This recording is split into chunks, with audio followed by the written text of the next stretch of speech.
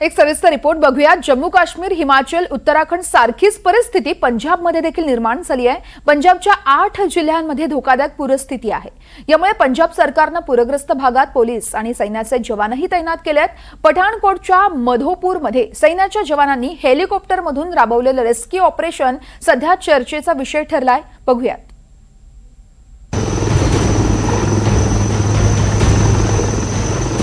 हा व्हिडिओ आहे पंजाबमधल्या पठाणकोटमधला। भारतीय सैन्याचं एक हेलिकॉप्टर एका इमारतीच्या छतावर आहे। सैन्याचे जवान या इमारतीमध्ये अडकलेल्या नागरिकांचं रेस्क्यू करतायत। इमारतीच्या बाजूलाच उधाणलेली रावी नदी पाहतोय।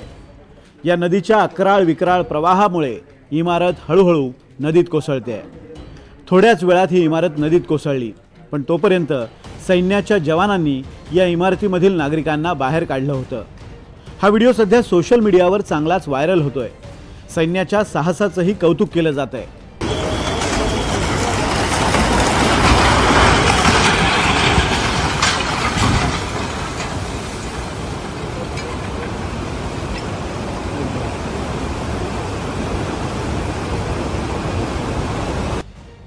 पठाणकोटच्या माधोपूरमध्ये रावी नदीवर असलेल्या माधोपूर हेडवर्क्स या धरणाचा बांध फुटला, ज्यामुळे माधोपूर भागाला पुराच्या पाण्याचा वेढा पडलाय। बांध फुटल्यामुळे अचानक पाण्याची पातळी वाढली। इतक्या कमी वेळात नागरिकांना सुरक्षित स्थळी जाण्याची संधीच मिळाली नाही। यावेळी इमारतीत नागरिक आणि सीआरपीएफचे कर्मचारी होते। सैन्याने हेलिकॉप्टरच्या मदतीने बचाव कार्य राबवलं आणि इमारत पूर्ण कोसळण्याआधी या सगळ्यांना बाहेर काढण्यात आलं। भारतीय सैन्याच्या साहसी कारवाईचा व्हिडिओ सोशल मीडियावर सध्या चांगलाच व्हायरल होतोय। गेल्या 48 तासांपासून पंजाबमध्ये पावसाचा हाहाकार सुरू आहे। इस समय तो बरसात हो रही है जिसके कारण डैम डैम और भी उफान से है जिसके कारण बहुत नुकसान हो सकता है, क्योंकि उन्होंने भी अपने गेट पूरे खोल दिए गए हैं। ये जो JNK पंजाब में पोल जोड़ता है, इनमें भी बहुत ज्यादा खतरा। सामने तुम देख सकते हो रेलवे लाइन है, रेलवे पोल है, ये बहुत ज्यादा नुकसान हो सकता है। जे बरसात घट गई तो फिर थोड़ा नुकसान होने तो बच सकता है। जे बरसात इस हिसाब न रही तो काफी ज्यादा दुनिया को नुकसान हो रहा है। बरखा ज्यादा पै गई है, ये किसी का कसूर कोई नहीं है, ये तो कुदरत का भाव है ना। और सेम ये दरे खुले जान, पानी नहर च ना पवे इधर ज्यादा, जरा ओवरफ्लो पानी इधर निकल जाए। कितना नुकसान हो सकता है जब नहीं खुलेगा? इलाका बिल्कुल तो होना है।